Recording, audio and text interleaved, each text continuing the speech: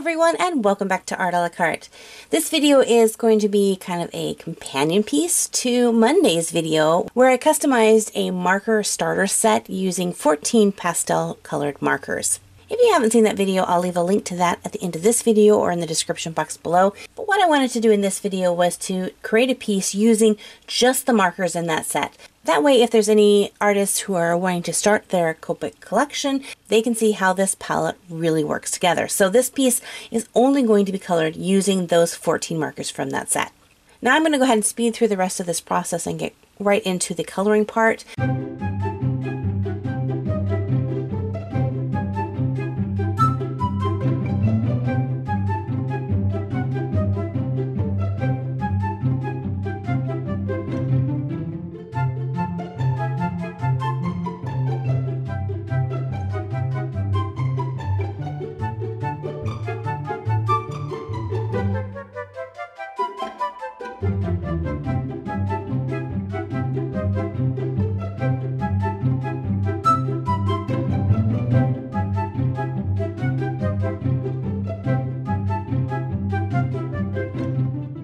And as we're getting into the coloring process, for those of you who are interested in finding out what art supplies I used to create this piece, I will have a list of all of those in the description box below with links to where I purchased them online, so that if you are wanting to buy the same exact paper or sketch pencils or ink pens and things like that, those will be in the description box.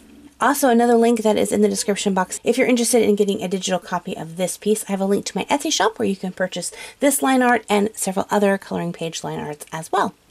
Again, I am just using the 14 markers from the coloring set. I go into great detail on the different colors and their names in the first video, so if you have questions about that, you can check that out. But what I really want to focus is the importance of the colorless blender, which I have included in this list of 14 markers. Normally, I would have quite a few other markers that I would use for skin tones.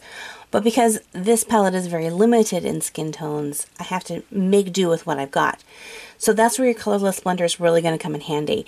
And I lay down my colorless blender in parts that I want that marker to be able to fade into the color of the paper. So in her skin, I use just the R00, but with the colorless blender, I've got quite a few other shades.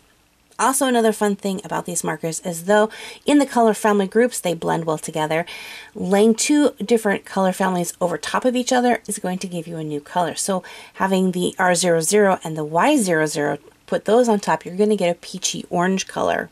And as you can see with the hair, it's also possible to take some of the blues and purples and pinks and blend those together to get a really nice gradient.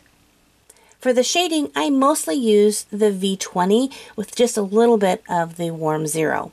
To add some of the finishing touches, I did use a few extra pins, like a green and white gel pen and a black brush pen to add some of the more solid lines around, but those are completely optional.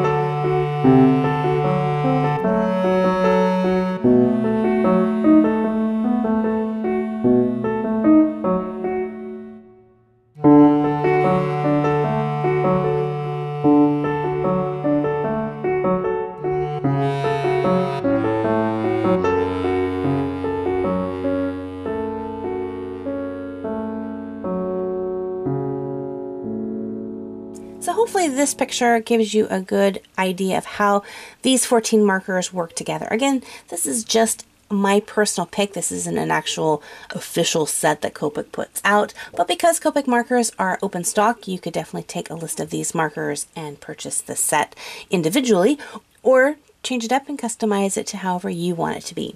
Next Monday, I'm going to be doing a similar video where I show 14 markers that are a little bit more bold or vibrant. So if you're kind of thinking maybe this is a little too meh for me, I want something a little bit more yeah, you might want to check out that video. So if you haven't subscribed to my channel, hit that subscribe button so that you don't miss out on that video or any of my future videos. Well, thank you guys so much for hanging out with me. God bless you guys, and we'll see you in my next video. Bye-bye!